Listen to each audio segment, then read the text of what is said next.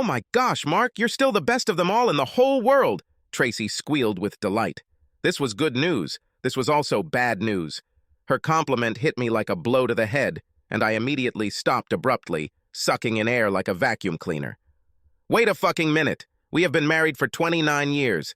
She shouldn't even remember what the other man is like, let alone comment on it out loud during what was a great sex session. My God, Mark, you know exactly how to turn my world upside down," Tracy exclaimed. I just continued to lie there with my head on her left thigh. I made no move to continue. Tracy lay there for about 30 more seconds, also breathing heavily. I wondered if she had any idea what she had just announced. "Aren't you going to continue?" she asked, looking slightly puzzled. "No, I'm tired, baby. You took all my strength." She leaned over and kissed me before laying back down. Usually after I finished, we would cuddle for a while and then finally head to the bathroom to clean up a bit, but as I was just laying in bed, Tracy dozed off, and a minute later I heard the soft sound of her rhythmic breathing. Dream. I quietly got up, went to the bathroom, and cleaned myself up a bit, then went downstairs to my wine cabinet. Sometimes it's a real bitch to have an above-average IQ that doesn't turn off very often. Most guys would have been too engrossed in what they were doing to actually hear, let alone pay attention to what Tracy was saying. But I'm not like most other guys. As I sat in my robe and sipped a glass of Staley's rye whiskey, I racked my brain for clues that I had apparently missed that might indicate to me that something was missing in my marriage. But nothing seemed out of the ordinary, except for the fact that Tracy and I were having sex more often than we had in years. I explained this by saying that now that our youngest had left for college 6 months ago, Tracy and I were alone for the first time in 25 years. Tracy lost 20 pounds in those 6 months and started dressing a lot sexier to show the world that she was back to her college weight of 120 and that she had invested in those 120 pounds. At 51, Tracy had the body of a goddess, with perfect breasts and a small waist, on top of great legs for a woman of average height. She's always been a beauty in the looks department, and for her age, she has amazing skin, inherited from her mother, that looks pretty good for her 78 years old, so to speak. Even with the extra 20 pounds she had been carrying around for several years, until recently, Tracy was always giddy, and I knew she always would be when we first met as college sophomores. We dated for 2 years before finally getting married at 22.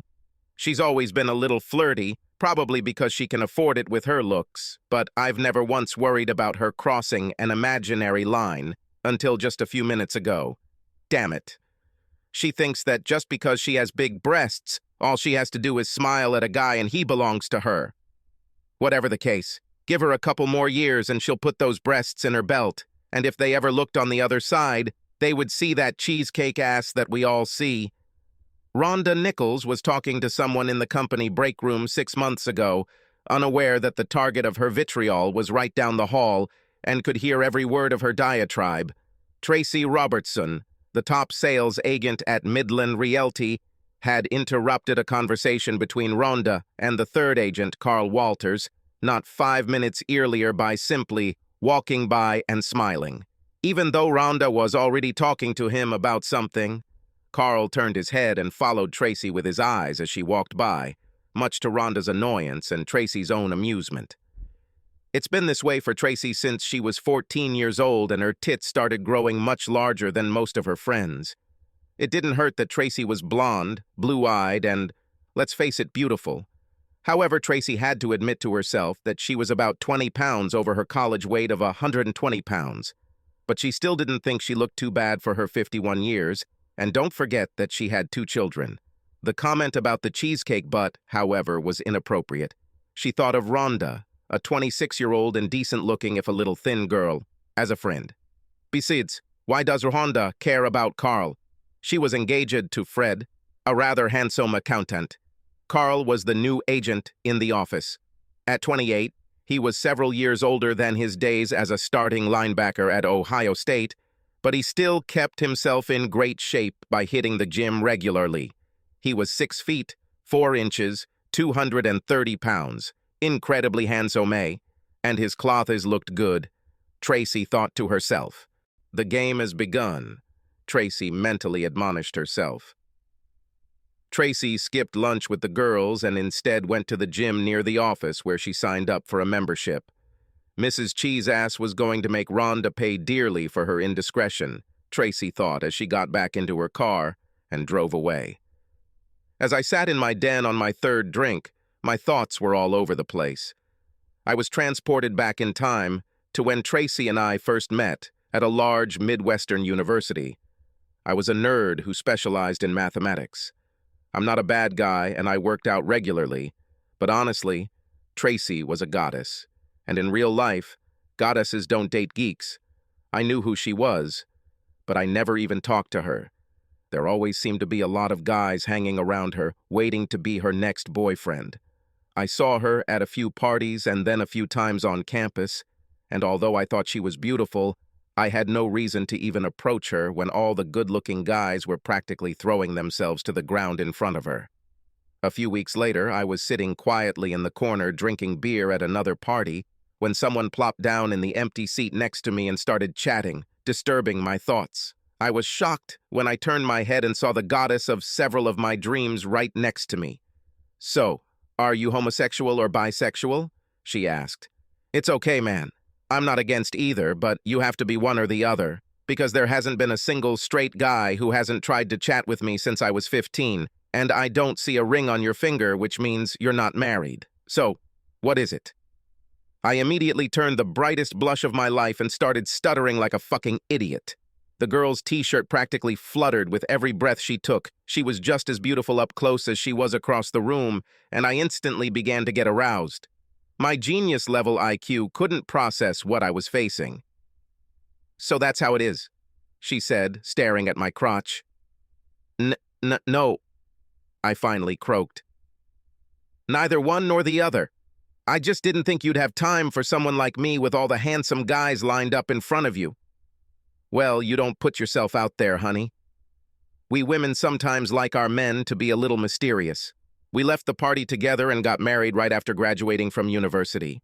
I wasn't kidding myself. I knew Tracy's number was higher than mine when we got together, but I knew what to do with a girl when she's in my bed, and that included using more than just rhythmic sex to please her.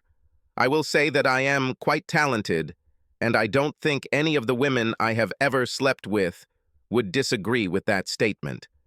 I turned Tracy into a pile of quivering jelly on our first night, and I can still do it today, even though she doesn't seem to want me to do it anymore. And then there was tonight. Tracy and I didn't make love for 2 weeks, which was about the longest period of our lives, except for the time when she had our children. Either she was tired, or she was not in the mood. Then I forgot what the excuse was. I didn't actually ask a 4th time. She was standing at the kitchen sink, rinsing a pot, so her hands were full. I walked up behind her, cupped both of her wonderful big breasts in my hands, and started playing with her. She tried to push me away, but I removed my hand from her chest and put it in my sweatpants. I took the pan from her hands and led her to our bedroom. I undressed her in seconds. As usual, she just screamed, unintelligibly, but later she actually began to say words. For the first time in 29 years of marriage, she was talkative. I wasn't bothered when she screamed, "Hell yes, hell yes, hell yes!" In fact, I was enjoying it, until of course she came out with her assessment of my skills. And then it all got real. Too real. Tracy's campaign to seduce Carl Walters began in earnest 2 weeks after the break room incident. She and Carl were working on a deal, which gave Tracy the perfect excuse to invite him to dinner. On the surface, it was no different from the time she invited other agents to lunch to discuss work, since she was not only the senior agent in the office, but also the #1 producer. Usually, the higher rank paid for lunch. In this case, she made sure that Rhonda was well informed about the dinner. Tracy was professional enough to figure out the business first. After all, a deal is a deal and a payday is a payday. Then, with things settled, Tracy apparently flipped the switch and became Carl's new hottest, if not best, friend. Over a bottle of wine, she learned almost everything about Carl, from his football days to his personal life. Yes, he told her. He did have a girlfriend, but they weren't exclusive yet. Tracy made sure to touch Carl's arm and wrist several times as they sat at the table talking. Her forest green professional blazer was unbuttoned, and her crisp white top was tight and unbuttoned to the top of her large breasts, as Carl could see. During the conversation, she leaned forward several times, and after a while, glancing quickly at the young man's lap, she realized that she had achieved the desired effect. It's so easy with men, she thought to herself. He is mine, but he doesn't know it yet. When I lose another 5 pounds, then I'll show him his gift. The private investigator I hired was worth a lot of the money I was planning on spending on a vacation to Hawaii this year. But given what he found, I think we weren't going to take that vacation after all. Apparently, Tracy was regularly having sex with the new realtor in her office, Carl Walters, as well as some guy named Fred Lazarus, and worse, her trainer at the gym. The private investigator seemed shy as hell while giving me his report, and I had to wonder if he was also going to go after my cheating wife. While not a complete nerd, I have made an eclectic group of friends over the years. One of my oldest friendships was with a lawyer named Martin Bolins. Like me, Marty was something of a smart, geeky guy, but I knew that if I ever got in trouble and needed a lawyer, Marty would have my back until the very end. Maybe he couldn't possibly snap a pencil in half, but I've heard stories of him having no problem crushing a soul or two to make sure his clients won their cases. And we both agreed that Tracy should be punished for adultery. We didn't live in a guilt-free state, so why let her hide behind a veil of irreconcilable differences? Tracy only planned to sleep with Fred Lazarus once. He was the fiancé of Rhonda, who called her a cheese-ass. And Tracy's lesson to Rhonda was to let her fiancé enjoy a real woman's body. They'll have to keep it a secret from Rhonda, but Tracy will be able to smirk at this woman for ages. However, it turned out that Fred Lazarus had 9 inches of dignity on his 25-year-old body and was a very skilled swordsman. And that night she decided that she would enjoy the young man much more than once.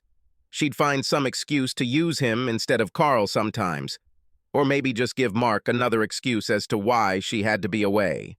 Not that she cared much about his feelings. Darren Trimble as a lover was completely unplanned.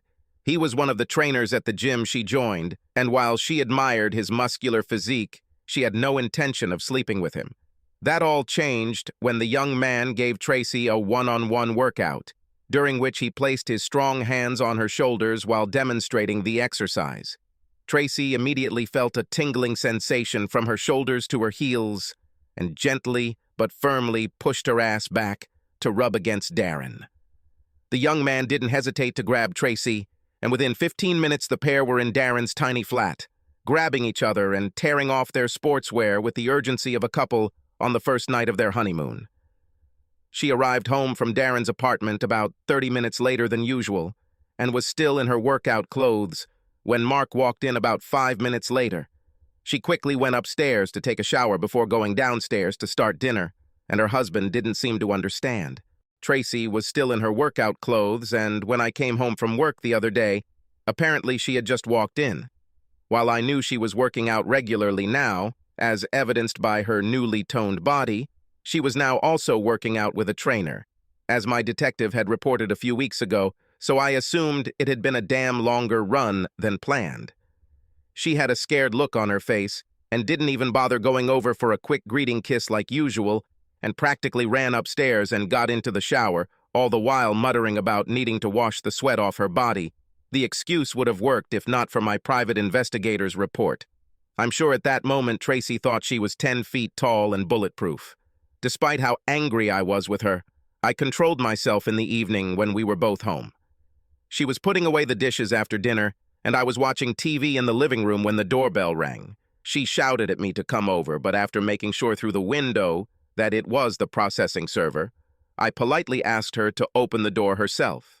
She chuckled at me, opened the door, and, a little later, staggered into the living room, holding a banal manila envelope in her hands. "What the hell?" she hissed at me, looking at the opened envelope. "How could you do this to me? What about our family? You're just upset that I pulled the trigger on you." I replied dispassionately. If you had a little more time, you would have done this to me yourself. You don't love me anymore. As I understand, this hasn't been the case for some time. I know of others, or at least some others. I started to choke when I finished speaking. Tracy began to blush deeply, and her look turned from shock to rage. You think you know something? Then go ahead and say it. I'm all ears. Carl Walters, Fred Lazarus, and I reached into my pocket for a small piece of paper. Darren Trimble. Yes, that's who I know about. Tracy's face changed expression again. This time it looked like the face of someone who had been punched in the gut. She sat down on the sofa opposite me.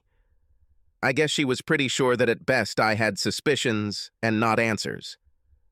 Well, I think if you were more courageous, we wouldn't be discussing this, she spat at me.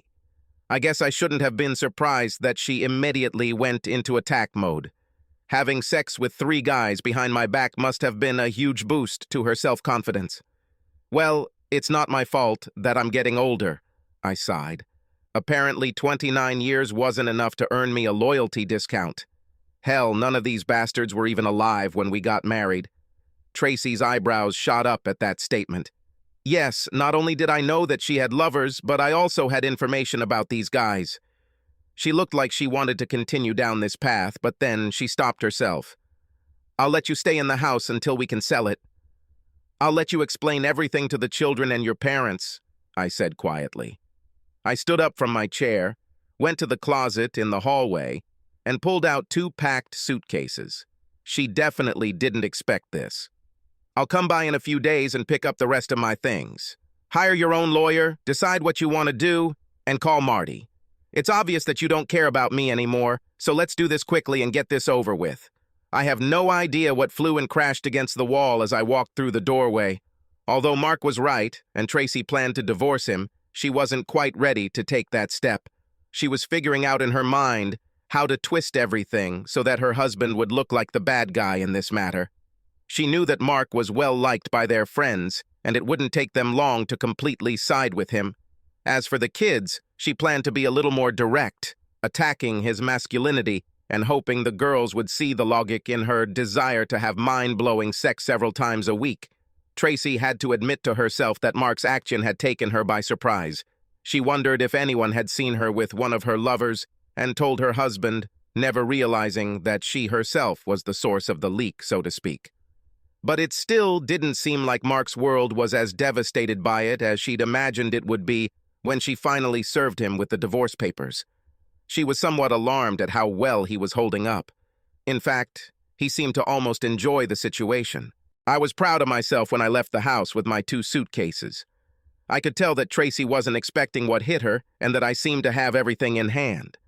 I drove to the nearest motel and checked in. It's time to start life again. Tracy was only struggling with one aspect of the divorce, but she fought it tooth and nail. She wanted me to change the reason to irreconcilable differences instead of adultery. She still got 50% of everything, so it wasn't about the money. But I had a feeling that she was going to twist the situation a little in front of the kids and her parents to make me look like the bad guy. So leaving the case under the heading of adultery gave me enough leverage. There is no reason why everyone should know about our personal affairs, she shouted to me one evening on the phone. Just change the statement to irreconcilable differences, and I'll sign on the dotted line immediately. I know us geeks can be a little socially awkward at times, Tracy, but your logic here is so clear it shows right through. I won't give you a chance to lie to anyone to get out of this if anyone decides to look at the court records. You made the decision to entertain other men while we were still married, so now we're your scarlet brand. All you had to do was show me some respect and divorce me before you became the town slut. Tracy tried to humiliate me by spreading rumors that I was weak in bed. I heard from a couple of my buddies who got the information from their wives. I think Tracy decided that I would rather give in than let everyone think I was a weakling. It was hard, but what really hurt was when my youngest daughter, Allison, accused me of stalking Tracy to ease my bruised ego. If your mother wants to play like that, let's go, baby. I'm guessing she's already told you about her affair. Well, what they probably didn't tell you is that she's having sex with 3 guys a little older than your sister. 3, I said. holding up the appropriate number of fingers to make it easy for my daughter to count. I may not have been the man I was when I was your age, but I can still take care of myself as well as anyone. But it's not about me. We're talking about your mother turning into a self-centered bitch. 3 fucking guys, Ellie. 3! Doesn't she love me anymore? Okay. But she didn't have to have sex with 3 fucking guys who should be dating you, not your mother. Allison looked shocked and began stuttering and crying as she stood in my kitchen. I've never spoken to her so harshly, and I've never said anything bad about Tracy in front of her. Allison staggered out of my apartment after my outburst, looking lost and confused. It took all my willpower to let her walk out the door, rather than pick her up and give her a reassuring, fatherly hug. 20 minutes later, I received a call from Tracy's mother, Barb, who had not spoken to me since I filed for divorce. We used to have a great relationship. "How could you say such horrible things to my granddaughter, you idiot?" she screamed at me when I answered the phone. "This girl used to worship the ground you walked on. Now she's lying on my couch crying her eyes out. How could you say such terrible things about Tracy?" "Mom, please listen for a second. Obviously you've only heard one side of it, and it's definitely not mine. She has 3 guys for sex that you can ask her about. And if you still don't believe me, I have visual proof." Barb inhaled enough air to launch the weather balloon. "Oh my God. Mark, do you have photos? Videos?" "Yes, Mom," I said quietly. "I wasn't planning on using the nuclear option, but apparently your daughter thinks scorched earth is necessary." No, Mark. It is not necessary. I will talk to her. 3 guys, Mark." "Really?" "I'm so sorry, Mark. I'm really sorry. I really am." She hung up quietly. I shook my head as I hung up. Barb has been a mother to me since my death about 12 years ago. I could always talk to her and discuss some of my problems. Now, not only are we not talking, but I just crushed her soul by telling her that her daughter was so stupid and merciless, and I had physical evidence. The divorce was eventually granted on the grounds of adultery, although it took a year.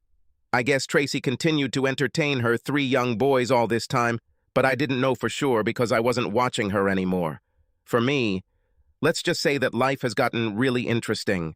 About a month after filing for divorce, a couple of women from the university's science department came down separately to my basement office in the math building to see how I was doing. Even though they had both worked here for several years, I barely knew either of them, and probably didn't say more than 10 words to either of them during the time they were here.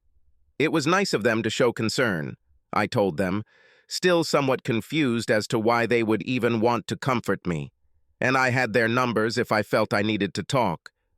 I have to admit, they were both good-looking, with one being divorced and in her 50s, and the other widowed in her 40s.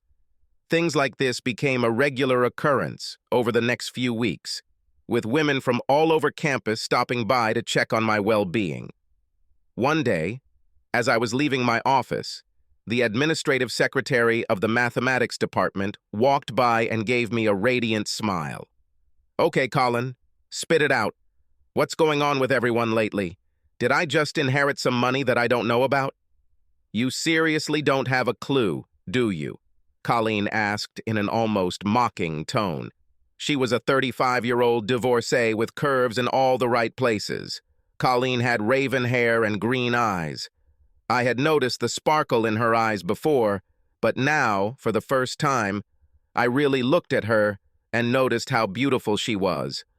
"It's because of your recent weight loss, Mark," she explained. She raised her left hand and moved her fingers, placing special emphasis on her ring finger. "You recently lost 120 pounds.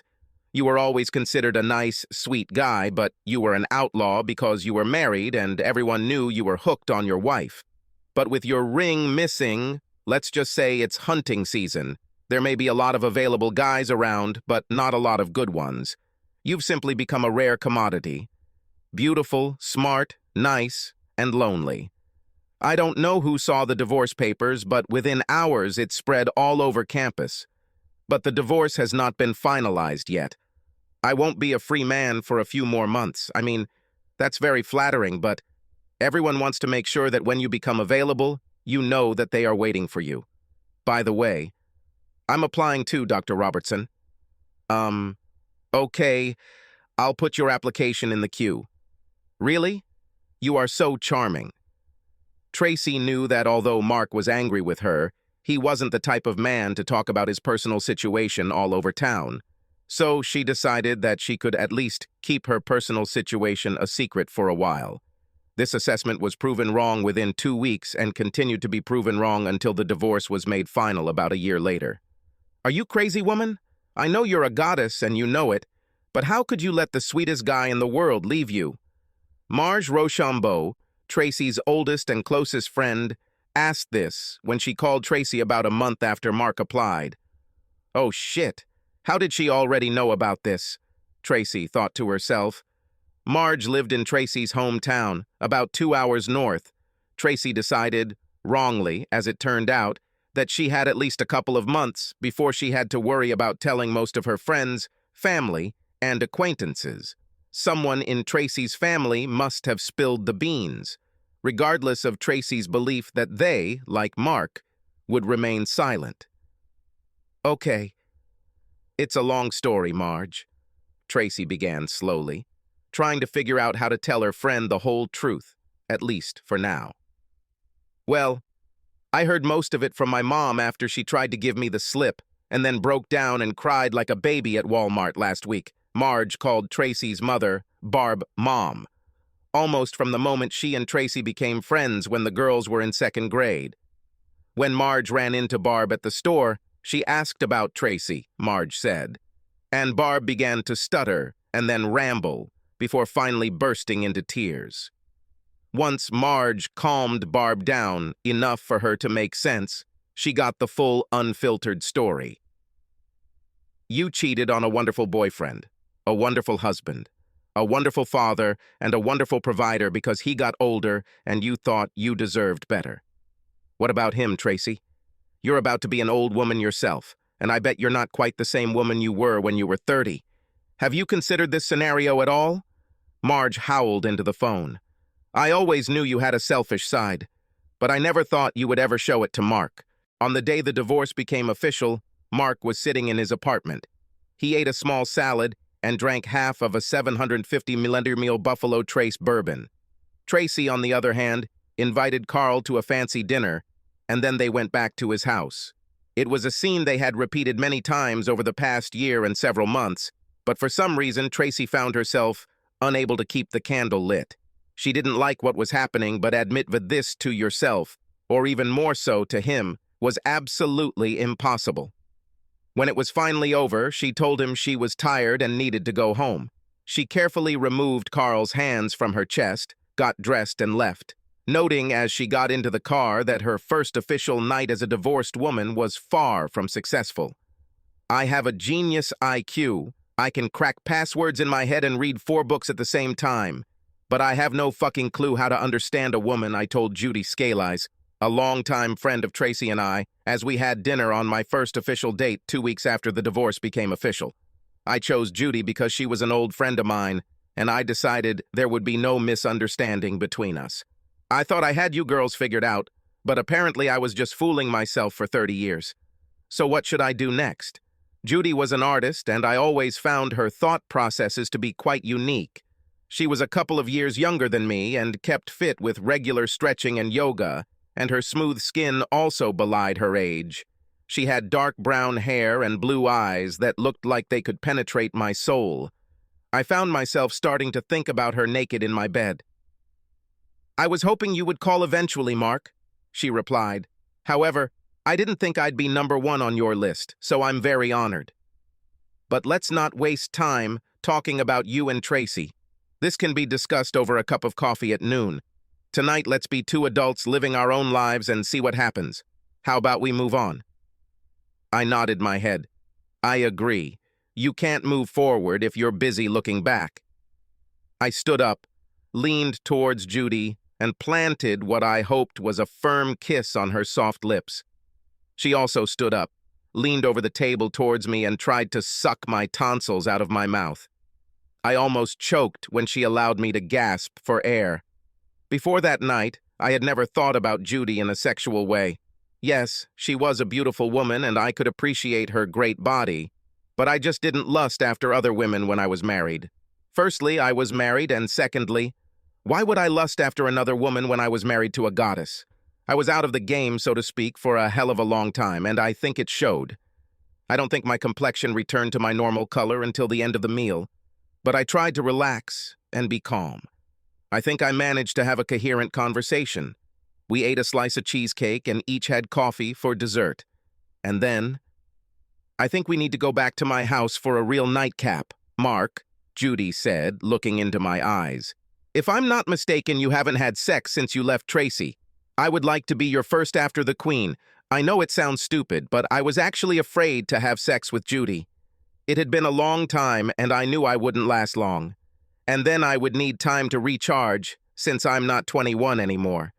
And since Judy was a friend of both Tracy and me, well, I wouldn't want the whole town to know about my failure. Dr. Markland Robertson, genius, professor of computational physics at the university, is a loser in bed. I could see how everyone would think that Tracy was right to leave me since I was an underachiever, where it really mattered. Judy made coffee when we got to her house and then excused herself to change into something more comfortable. My head was spinning. Judy returned wearing what looked like a terry robe made of a pullover with straps that only reached mid-thigh. Her nipples stuck out through the thin terry cloth, showing me that she had taken off her bra. I was more than a little interested.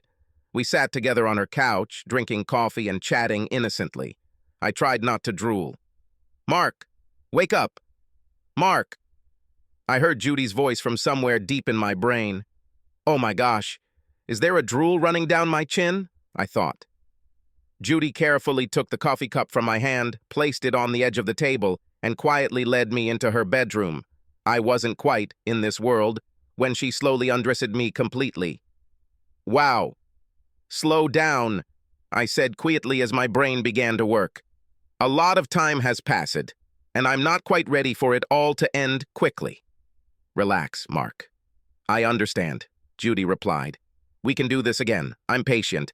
"But I'm not that patient," I answered, taking off her robe. "I'd say everything went well." "Did you seriously have to be that irresistible?" Judy half said, half asked, as we lay on the bed side by side, looking into each other's eyes. "Well, yeah, that's what I'm here for, isn't it?" I answered. "Oh my God, Mark!" Judy moved closer to me and then turned her back so I could hug her. So we fell asleep, and I slept like a log for several hours before I woke up to the wonderful feeling of Judy from the waist down. "Good morning, Sonia." "Good morning to you too," I answered with pleasure.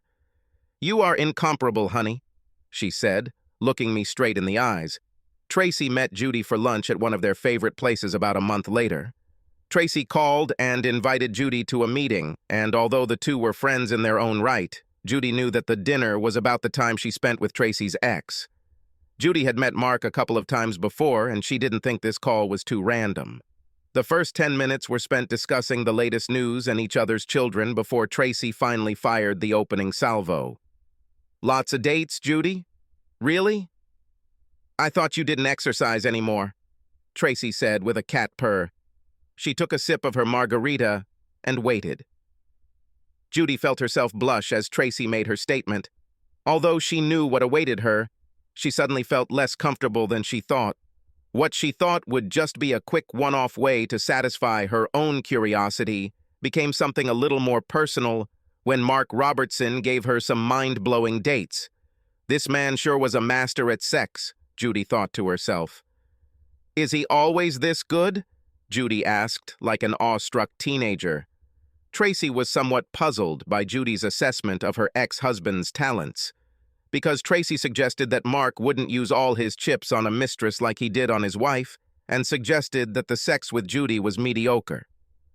Judy's reaction told Tracy that Mark had rocked her world, and she confirmed it seconds later. "How could you let this man leave your life? Are you crazy, little sister? Smart, handsome, sweet, and damned wizard."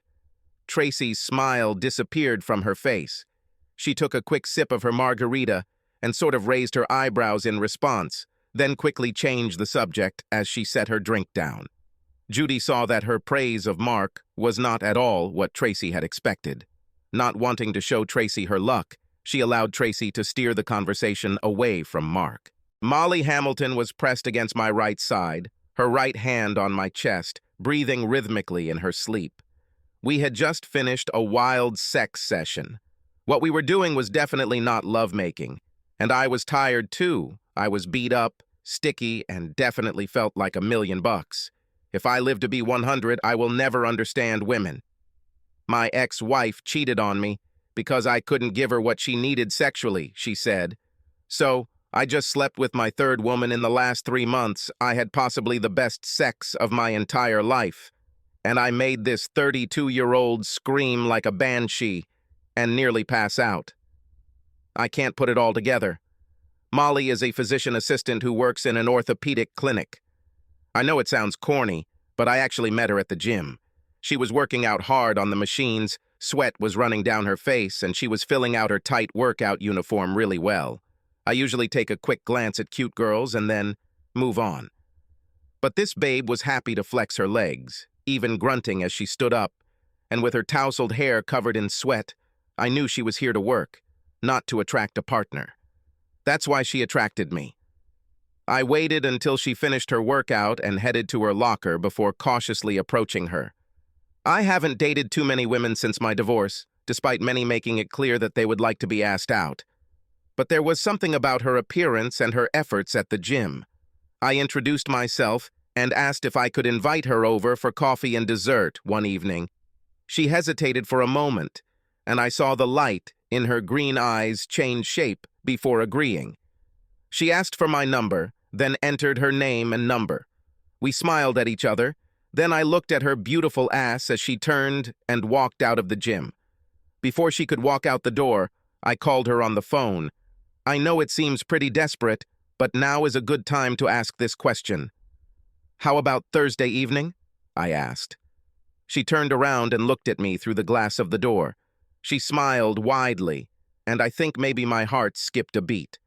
"So it's Thursday evening. I'll meet you at Laszlo's at 7, she said into the phone. Needless to say, the rest of my workout went great. That night, absolutely nothing hurt. On Thursday night, I arrived at Laszlo's at 6:50, found a small table in the back, and ordered cheesecakes.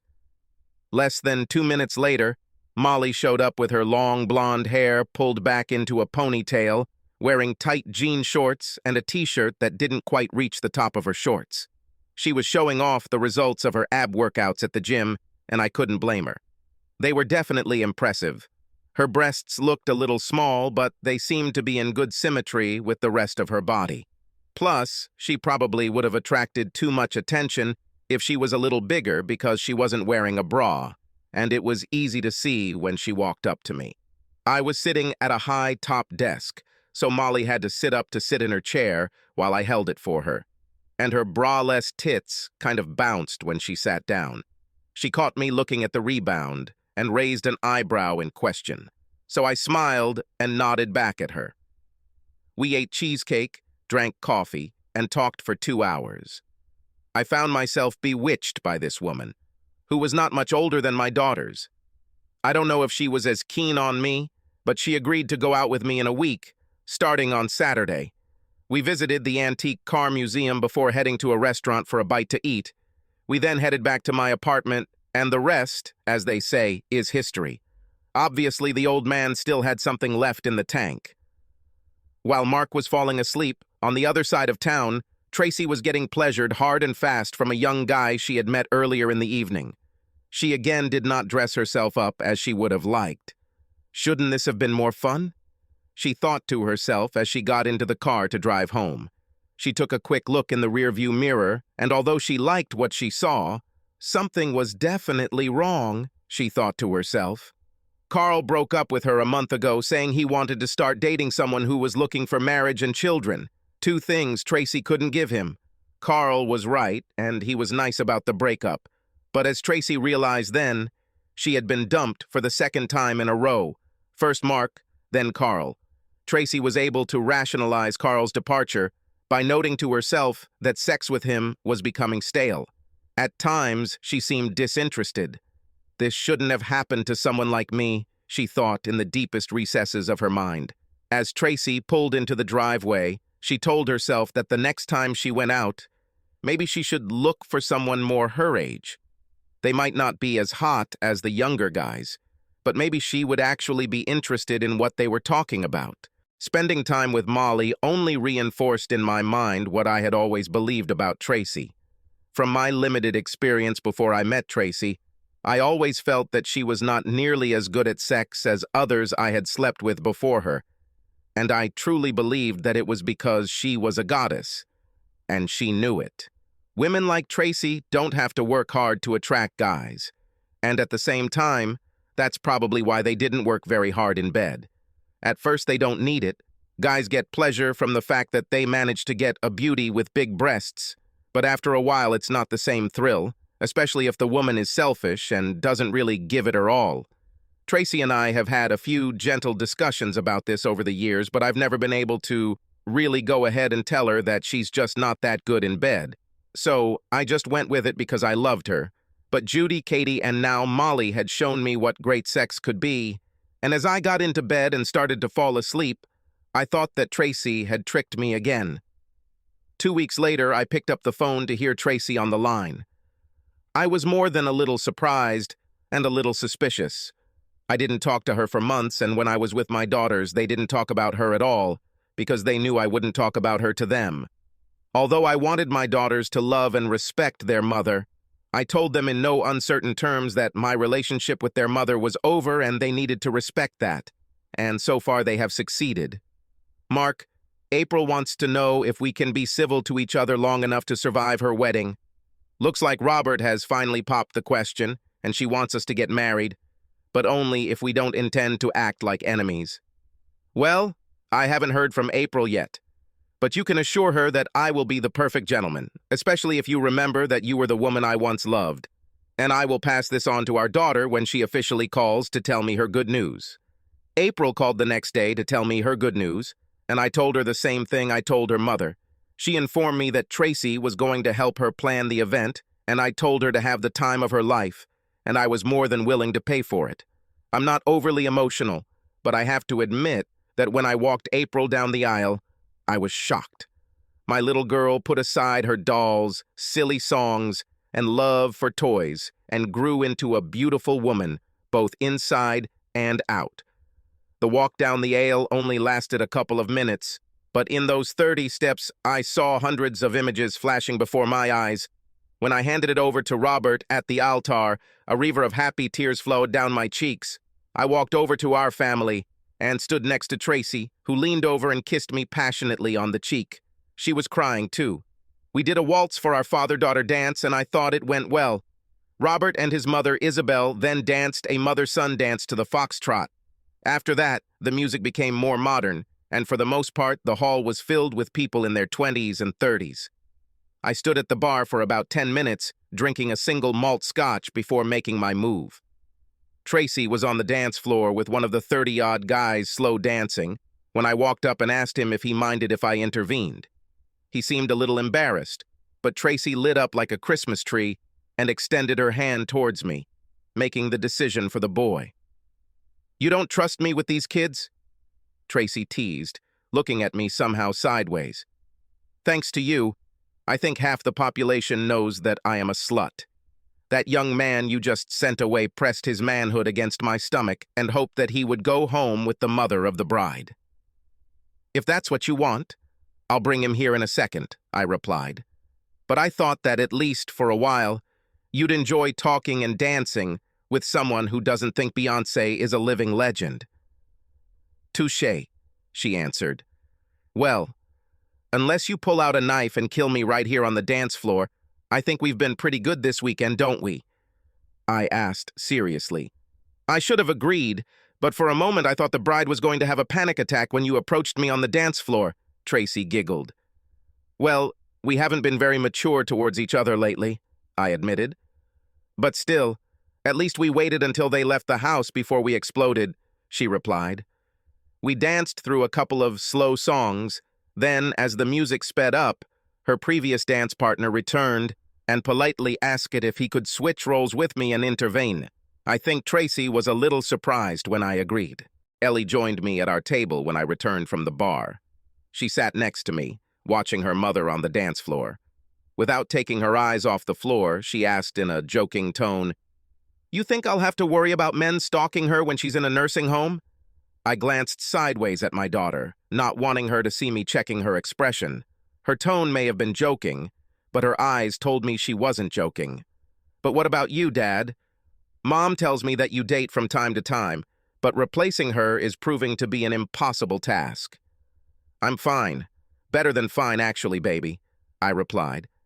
"Your mom doesn't know as much about my life now as she thinks she does, but all I will say is that I have no shortage of female attention, and I'm not trying to replace her. I'll deal with this if I want." Just then, Wendy Adams, an old family friend, came to our table.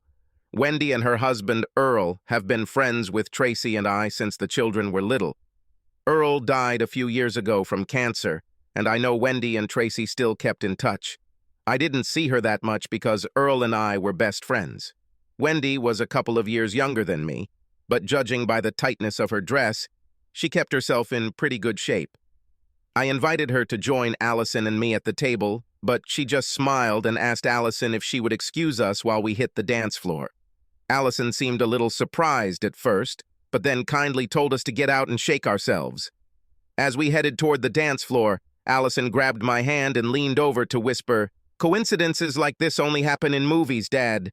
We danced to a couple of songs, then went to the bar, went and sat in the comfortable chairs right outside the room. We talked for a bit. Then Wendy took my hand, looked really serious in my eyes, and asked the $64,000 question, "Are you still in love with her, Mark? Because if that's the case, then I don't need to make a fool of myself and invite you to dinner." I didn't see this coming. I thought Wendy was pretty close to Tracy, so I never even thought about asking her out, even though she was lovely. I always thought Earl was lucky to have her, and I must admit I was a little surprised that she wasn't snatched up right after the appropriate time of mourning had passed. I will always love her to some extent, despite what she did to me. Maybe it's like a smoking habit, but I'm not in love with her and I don't love her with all my soul, I replied. But you and her, I don't want to create any problems between you two.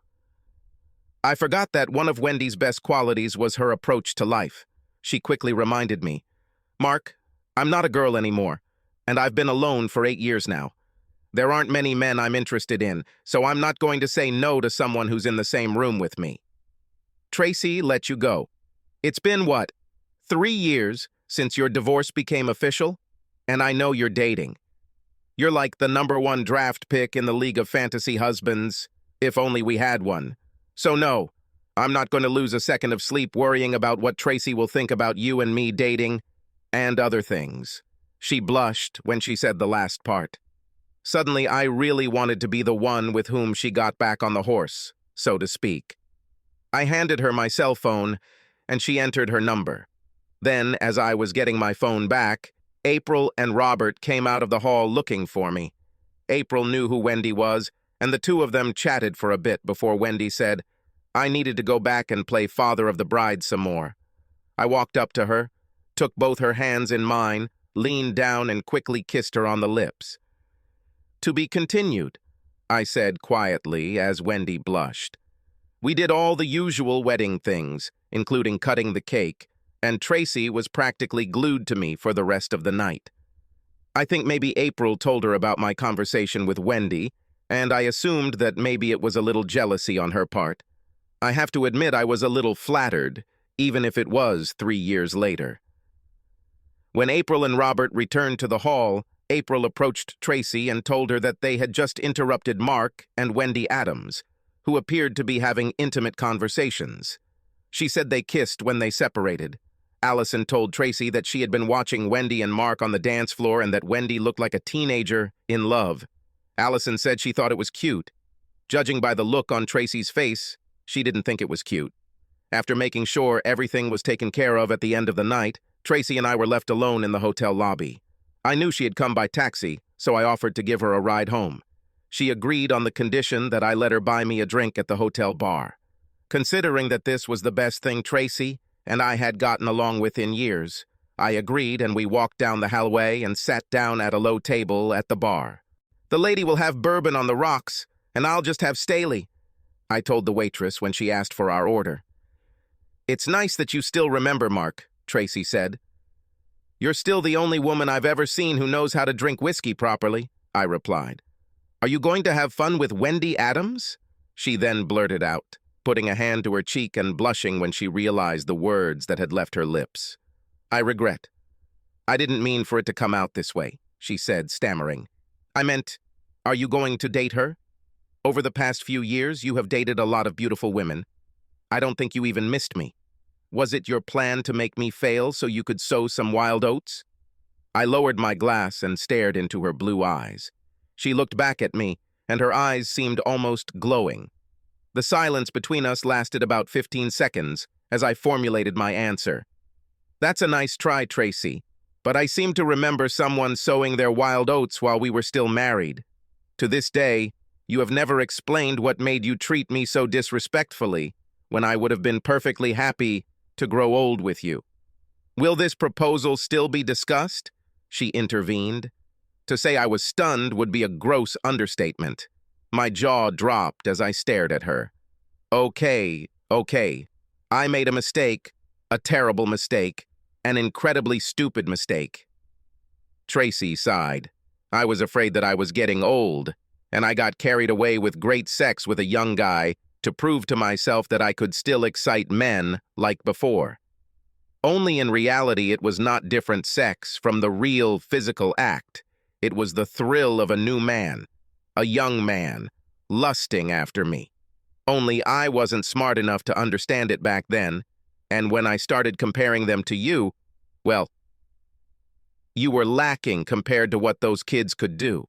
And the fact that you were just such a sweet, innocent guy while I was having fun made me think that you were just a smart ass. But it turns out I was wrong. After you left me, the thrill of the game disappeared. And after a while, the thrill of a new person, or rather people, disappeared.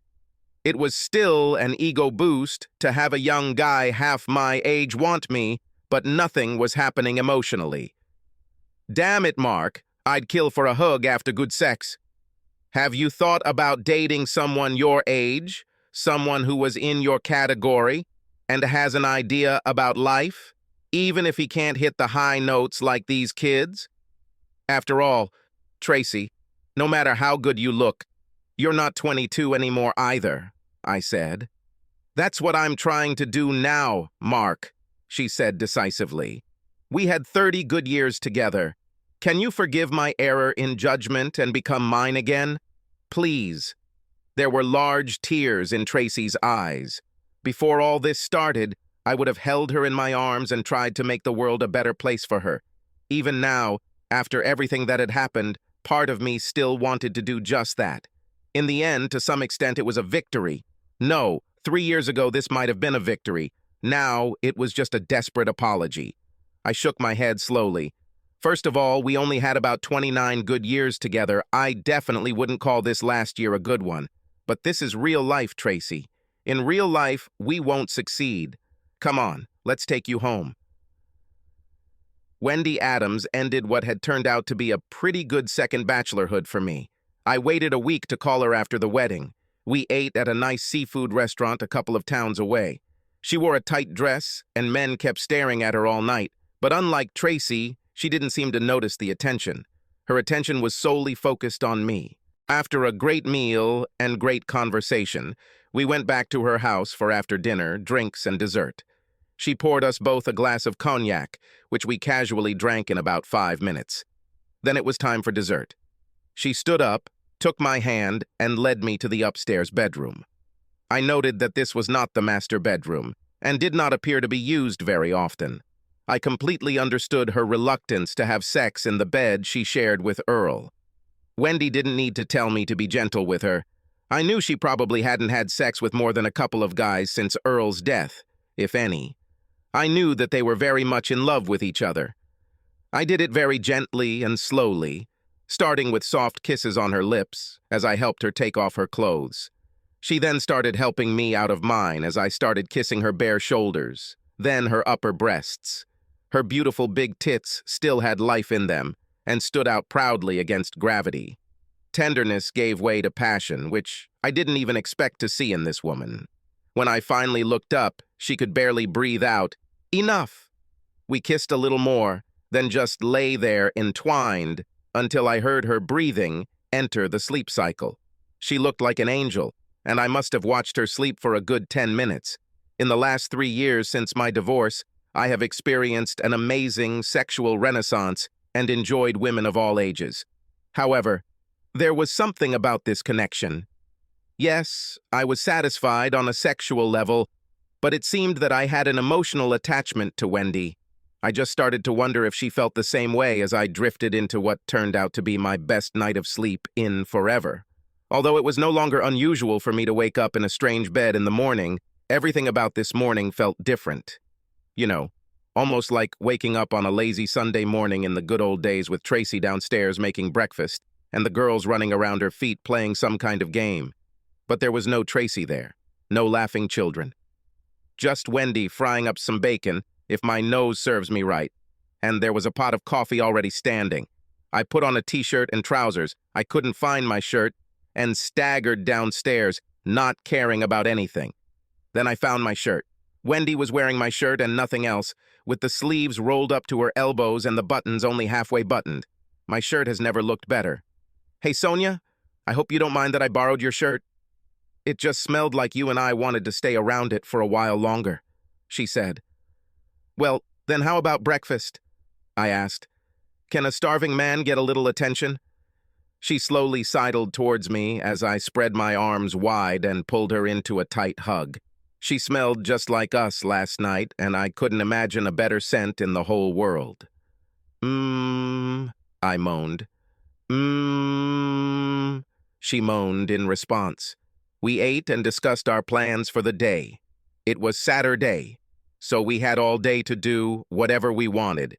We never discussed what I was going to do or what she was going to do. We discussed what we were going to do. We made several plans before I came up with the most brilliant idea of my life. "This will sound completely stupid, but how about we get married today?" I asked. "You have an excellent IQ," she replied. "I will do whatever you think is best." It was that simple. I knew the local justice of the peace had Saturday office hours, so I called to see if he was available at 4 p.m. And so it was, so we had just over 7 hours to get cleaned up and ready for the wedding party. I needed a best man, and Wendy's 28-year-old son, Aaron, was more than happy to support me once I explained that the bride was his mother. He said he, his wife, and 2-year-old daughter will make the hour-long drive to attend the ceremony. Wendy called her mother and asked her to be her maid of honor. When she asked, her cell phone was on speaker, and my future mother-in-law, whom I had never met, burst into tears before choking out an affirmative answer. I then called both of my daughters and invited April, Robert, Allison, and whoever she wanted to be, my +1. "Do you think I should invite my mother as my guest?" she asked impudently. "Only if you really want to, but I honestly would rather you didn't," I said. "She's had a pretty rough time lately, and I don't want to look like I'm throwing my luck in her face. One of my best friends owned a nice restaurant in town, so I quickly called him and asked if his banquet room was available for the day. He said he would be happy to provide it for me, so I booked the room for a day. We both then invited a few other people who we thought would like to celebrate this wonderful occasion with us before I went to the best jewelry store to buy engagement rings. Tracy was leaving her favorite boutique with some bags in her hands when she almost literally ran into Wendy on the sidewalk. Although they weren't as close as they once were, they were still friends and had been for about 25 years. They chatted amiably on the sidewalk for a few minutes before Tracy noticed 2 rings on Wendy's left hand. "My God, girl, they are absolutely amazing." Wendy blushed deeply as a light went on in Tracy's brain. Are you married? To Mark?" "So." Tracy swayed a little, and Wendy thought she might faint. She took her friend by the shoulder and helped her calm down. "I didn't know." "I'm really sorry," Tracy quickly apologized. "We really didn't talk about it too much. It just all happened so fast." Wendy blushed. "Fast? It's certainly not like the Mark I know," Tracy said. "Have you ever had the feeling that everything was so right that you just had to do it? Wendy continued. I mean, who would let a person like that get away? Wendy immediately raised her hand to her lips. That's not what I meant, Tracy, honestly. This is simple. Yes, I understand, Wendy. It's okay. Trust me. I know I'm an idiot. Learn from my mistakes and never let this man get away. Of course, there must be a lot of good guys out there, Tracy whined to her therapist, Dr. Ellen McForrest. They seemed to be everywhere when I decided to leave Mark. And then, they just all disappeared. You are a smart woman, Mrs. Robertson. You should have realized that there are very few good single men at your age. But you didn't even fish in those waters. Did you really believe you could catch a talented young guy and keep him? You should have known that sooner or later you might actually have to talk to him and make a life with him instead of just having sex with them. God, Doc, real life really sucks sometimes. I'm standing on the back porch of the house Wendy and I bought together shortly after we got married 10 years ago. For many reasons, we felt we should have our own home. It's a smaller house, with only 2 bedrooms, but it has a large living room and a large family room, so there's room to accommodate when we have all 3 kids and their families. We have already become grandparents 6 times. I'm grilling when Wendy comes out with a couple of whiskeys on the rocks. She hands one to me and I peck her on the lips. I can't help but marvel at how she looks 20 years younger than her 63 years. She still takes good care of herself, although her light brown hair has some gray in it. But she can still turn some heads when she dresses up for one of our casual nights out on the town. Hey, we may be old, but we're not dead yet. In fact, we still have fun in the bedroom twice a week, and sometimes have a little fun in the shower. Anything is possible because medical science is a gift from God. Even though I loved Tracy with all my heart when we were married, I just can't imagine not spending the rest of my life with Wendy. She captured my heart in a way Tracy never did.